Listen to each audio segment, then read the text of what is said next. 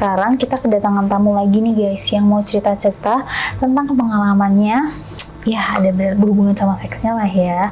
Selamat datang Kak Talitha. Terima kasih. Kak Talitha dari mana nih asalnya? Saya asalnya kalau tinggal di Cibubur, tapi asal di Bekasi sih. Oh, aslinya Bekasi. Iya, aslinya Bekasi. Pindah ke Cibubur. Pindah ke Cibubur. Karena kerja. Karena kerja. Jadi dari ceritanya Kak Talitha itu, Kak Talitha itu tadinya seorang wanita karir nih. Wanita karir yang fokus banget dalam pekerjaannya. Dan orang tuh pasti ada alasannya ya kenapa dia tuh jadi wanita karir. Dan ini adalah salah satu cerita yang menarik juga yang bakal kalian dengerin guys. Awalnya tuh gimana sih Kak? Ini kan aku sempat dengar cerita kakak itu, dulu kakak pernah kena yang namanya diperkosa istilahnya. Itu ceritanya gimana Kak? Waktu itu awalnya memang saya kan tinggal di Bekasi, terus kuliah. Saya kuliah di seni musik Unpas Bandung ya. Okay. Pas tingkat pertama kita nggak ada saya nggak ada apa-apa, nggak ada kejadian apa-apa, nggak ya semua normal lah, semua normal. Di saat tingkat 2 kebetulan saya ketemu sama teman baru, perempuan, orang asli Bandung. Dia itu termasuk memang agak nakal, agak nakalnya tuh dia simpenan pejabat waktu itu. Oh, ani-ani. Ani-ani. Simpenan pejabat waktu itu. Kalau saya kan selalu berpikir positif bahwa ketika saya baik, semua orang pasti baik. Ternyata tidak. Dia tanya ke saya, kamu masih perawan nggak? Saya jawab, seadanya memang saya waktu itu masih perawan gitu, pas tingkat 2. Tiba-tiba malam-malam saya diajak ke dugem, dikenalin sama 3 orang laki-laki. Yang notabene kakak nggak kenal, baru kenal saat itu aja gitu. Dan akhirnya kita singkat cerita kita minum-minum. Saya biasanya cuman minum orange juice aja. Kalau misalkan ada teman yang lagi live musik juga saya ke dugem, paling cuman orange juice aja. Saat itu saya nggak tahu dikasih minuman apa. Dikasih mungkin ada tablet atau entah apapun itu gitu, yang walhasil bikin saya nggak sadar, blackout. Mungkin saya dibawa pergi ke tempat itu laki-laki. Saya sadar itu setelah pagi hari. Mulai agak sadar setelah pagi hari, dan dalam keadaan saya nggak pakai celana jeans. Oh, itu posisinya bajunya masih ada, tapi sudah tidak pakai celana. Gitu, cuman pakai kayak tank top aja. Benar-benar bawahnya nggak ada celana. Bawahnya nggak ada. Nggak ada celana dalam juga. Ada. Berarti benar-benar kosongan? Iya, beneran kosong. Makanya saya lihat pas berdarah, saya tanya kenapa ini gitu. Mereka malah ngajak saya pulang. Saya diajak pulang, tapi ditinggalkan di jalan. Itu posisinya berarti naik mobil? Iya, naik mobil. Dia bilang, ayo aku anterin pulang. Tapi ditaruh di jalanan? Iya, ditaruh di jalanan. Nggak dianterin ke kosan, nggak. Terus dia bilang apa tuh pas taruh di jalanan? Udah, kamu tinggal di situ aja, nanti naik taksi kayak apa kek gitu. Udah. Astaga. Sudah. Terus berarti dari saat itu yang paling bikin kakak terpuruk apa? Yang bikin saya terpuruk karena saya punya prinsip bahwa tidak akan menyerahkan kehormatan saya untuk laki-laki manapun, kecuali nanti setelah menikah. Dan itu pun saya cuman ingat gini, bahwa kehormatan orang tua nomor 1 buat saya. Setelah kejadian itu, saya otomatis berasa menjadi kayak perempuan sampah yang udah nggak punya masa depan. Iya, perempuan sampah yang nggak punya masa depan, yang nggak bisa yang nggak bisa nemu lagi kebahagiaan, dan mungkin bahkan nggak akan nemuin cinta gitu. Karena saya nggak pernah tahu bahwa kehidupan di kota besar itu mungkin hal-hal yang seperti itu wajar. Waktu itu saya nggak berpikir seperti itu, cuman saya mikirnya saya udah kotor. Dan akhirnya balik lagi ke kampus, saya berubah 180 derajat. Yang tadinya saya orang yang ceria, supel, bisa diajak ngobrol gitu kan. Akhirnya saya diam, Diam terus di pojokan dengan yang tadinya nggak ngerokok, saya ngerokok. Yang tadinya saya nggak minum, saya cari minuman. Tiap hari saya gitu. Ibaratnya meracuni diri sendiri untuk waktu itu cuman mikirnya simpel, saya mau mati. Saya pengen mati. Saya cuman pengen mati saat itu. Akhirnya ada dosen saya, dosen perkusi. Beliau nanya, kamu kenapa gitu, bahasa Sunda sih waktu itu, maneh kunaon gitu kan. Kenapa katanya, kenapa kok beda gitu, beda jadi berubah karakter. Habis berubah karakter, kenapa kamu kayak orang sakit gitu. Kenapa aku bilang sakit jiwa, emang sakit jiwa, oh gitu kan. Oh ya udahlah, mendingan jalan-jalan yuk katanya gitu. Mau apa sekarang gitu. Sampai selama sebulan itu dia pasok minuman ke kosan. Pokoknya di kulkas itu nggak pernah kosong minuman. Oh, yang nyediain itu dosennya? Dosen aku waktu itu dikasih, disuplai tiap malam. Kalau saya mau kemana diikutin, dianterin, tapi ditungguin. Nah udah setelah itu dia ajak saya ke psikolog. Akhirnya diterapis. Terus mulai ketemu lagi sama sahabat saya lama, atlet football itu. Oh itu ketemu sahabatnya? Iya, sahabat saya lama. Ketemu lagi sama beliau, kita deket lagi. Dia juga salah satu orang yang support saya sampai saya sembuh gitu. Ya udah, akhirnya kita punya komitmen, kita jalan. Ya paling ketemuan kalau misalnya dia lagi main ke Bandung, lagi ada show ke Bandung, kita ketemuan, kita check in gitu. Kita check in, sering sih check in sama dia. Itu berarti sebelum pacaran?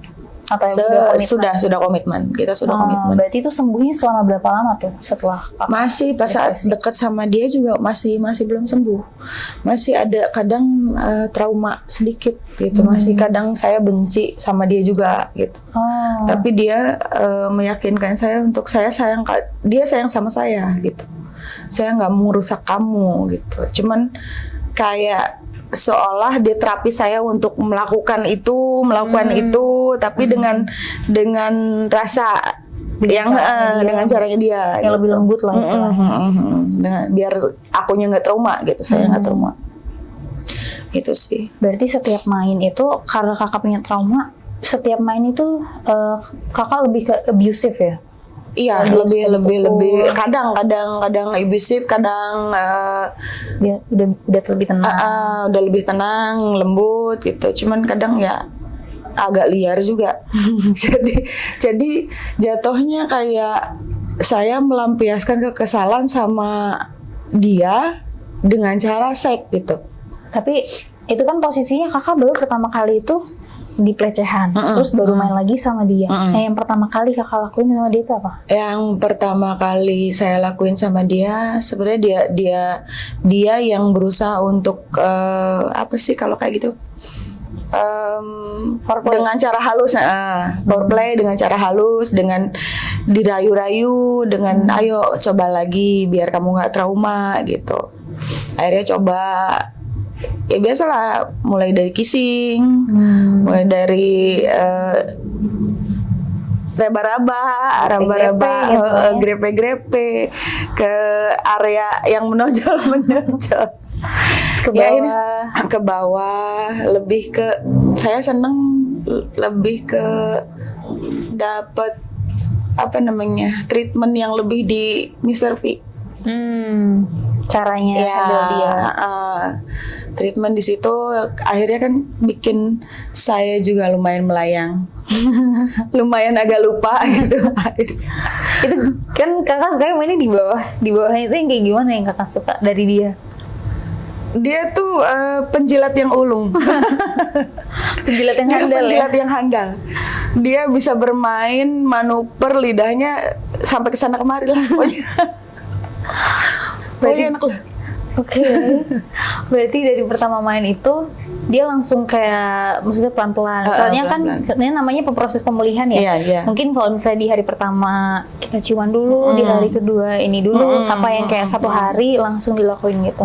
Gak sih, emang gitu. Apa namanya, prosesnya seminggu dia baru bisa pegang tangan saya, seminggu lagi baru bisa peluk saya, seminggu lagi baru bisa cium pipi, nanti nambah lagi gitu. Berarti selama kenal udah pacaran nih, berapa lama tuh yang akhirnya memutuskan kayak, oh yaudah gue siap nih buat main? 1,5 tahun Baru bisa main. baru bisa.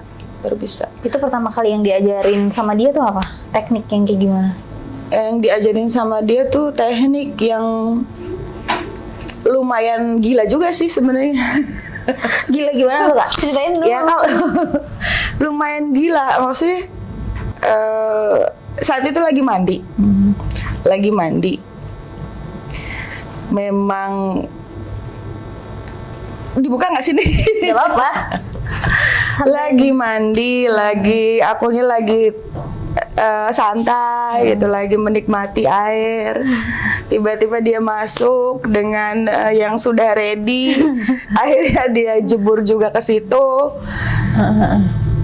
Disuruh nungging. Oh dogi. Disuruh nungging.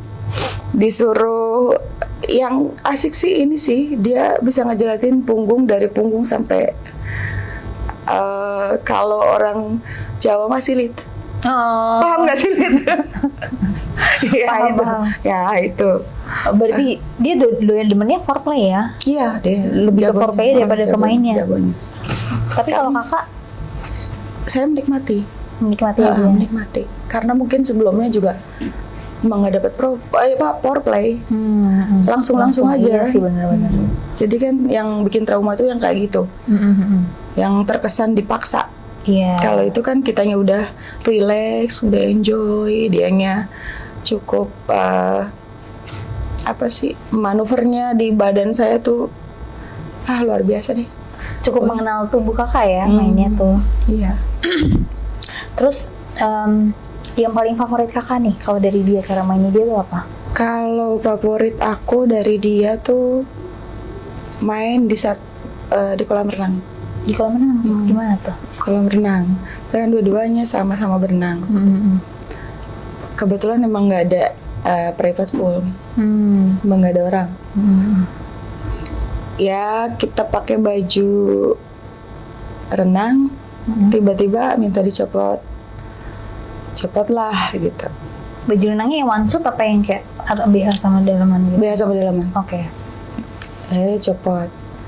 Pertama bawah dulu, karena kan yang atas takutnya ada orang kelihatan gitu. Walaupun private juga. Dia udah tiba-tiba nyundul aja. Tiba-tiba nyundul aja gitu. Ya ada apa nih, apa gitu. Yang masuk dari belakang apaan gitu. Udah itu sih yang sensasinya tuh. Coba tanyain deh yang pernah merasakan ML di kolam renang tuh, emang sensasinya beda. Oh beda. Sensasinya Itu beda. mainnya di belakang apa di depan? Depan belakang. Oh kakak suka mainnya di belakang? Depan belakang. Depan belakang. Tapi Favoritnya belakang sih. Lebih Kenapa? ngejepit. Oh gitu. Tapi waktu di kolam tuh mainnya di belakang. Belakang. Lebih ngejepit sih. Tapi kalau favoritnya dia apa? Favoritnya dia sebenarnya sama sih, nggak jauh beda. Sama. Pokoknya apa yang Kan dia kan suka? tinggi, orangnya tinggi besar. Jadi kalau misalkan dia lebih senang sih ngegendong saya, di pangku digendong gitu. Dia yang explore, dia yang cuman gerak-gerakin saya. Kalau saya mah cuman pegangan aja ya. Tapi itu pertama kali, maksudnya kan gak semua orang mau main di belakang ya. Pertama kali itu gimana kesannya pas Main di belakang mana nih maksudnya? di silit tadi? Oh no, bukan. Kalau itu sih hanya apa namanya, menjilat-jilat aja. Tapi nggak masuk. Nggak masuk, nggak sampai masuk. Oh maksudnya main di belakang itu dianya di Iya, dianya di belakang kayak doggy style. Aku kira kalau main di belakang tuh karena kayak main itu. No, Masukin enggak. gitu. Belum, masih perawan. Kalau belakang. Terus habis itu main itu selama kurang lebih berarti berapa tahun pacaran sama dia? Pacaran sama dia tuh hampir 5 tahun. Oh 5 tahun. Hampir lama ya? 5 tahun, hampir 5 tahun. Itu berarti selama 5 tahun bener-bener udah sembuhnya sama dia. Belum sih, belum total. Tapi udah lumayan. Udah lumayan mau dekat lagi sama cowok. Udah lumayan mau pacaran lagi selain dia gitu. Cuman banyak kecewa sih. Kenapa tuh? Iya banyak kecewanya ya gitu. Karena akunya mungkin masih trauma. Banyak curiga, banyak jealous gitu. Apalagi udah sering main. Tapi pernah nggak sih kakak kalau misalnya pas lihat mungkin film atau apa gitu kayak aku pengen cobain deh gitu? Enggak pernah, soalnya udah semua cobain. Di mana aja tuh kalau main di kamar? Nggak ada penasaran. Jadi saya lihat misalkan ada teman lihat itu yuk Blue film gitu. Udah pernah semua gitu. Udah pernah semua. Ngapain gitu enggak. Mendingannya Kak. Sekali check-in itu mainnya langsung ini full time gitu. Iya, biasanya nginep kita. Nginep karena dia kebetulan ada kerjaan, butuh nginep beberapa hari jadi saya temenin. Itu kalau mainnya gimana tuh kalau di kamar? Kasur tuh udah nggak beraturan. Terus ini Udah jungkir balik, kadang ya begitulah. tapi kan dia tipikal yang lumayan bisa dibilang hyper ya. Kalau selain di kamar kan di kolam renang tuh, selain di situ gimana lagi? Paling di meja, di sofa, gitu. Kalau di Paling luar dimana ruangan aja. pernah nggak? Di luar ruangan nggak pernah, belum pernah. Oh, belum pernah. Sayanya yang nolak. Enggak. Karena masih belum. Soalnya di Jakarta, bukan di Jakarta sama di Bandung. Kalau di Bali kan enak. Oh iya sih. Iya, di sini kan orang-orangnya masih. Kalau di Bali kan lihat yang begitu cuek aja. Oke. Terus aku mau nanya juga nih, kita balik ke apa namanya permainan, bukan permainan ya, pelajaran awal nih kakak main sama dia. Pertama diajarin sama dia tuh kayak gimana sih? Misalnya kayak apa ya? Kalau megang tuh kayak gini, terus kalau nyepong tuh kayak gini, kayak gitu. Diajarin gitu nggak? Diajarin sih, lebih ke nggak pakai omongan kalau dia. Oh langsung. Lebih ke kalau misalkan dia suruh ngeraba gitu kan, di kamu misalkan gini, kamu enak nggak dijilatin sama diisep toketnya gitu? Enak. Nah cowok laki-laki juga sama katanya gitu. Terus kamu yang enak di kamu tuh bisa jadi enak di laki, itu enak juga di laki-laki katanya. Cuman yang lebih enak di laki-laki antara lubang anus sama apa namanya biji di situ tengah-tengah situ. Pokoknya laki-laki kalau udah kena itu udah ampun-ampunan deh. Emang iya laki-laki? Ya nggak? Komen di bawah laki-laki emang iya.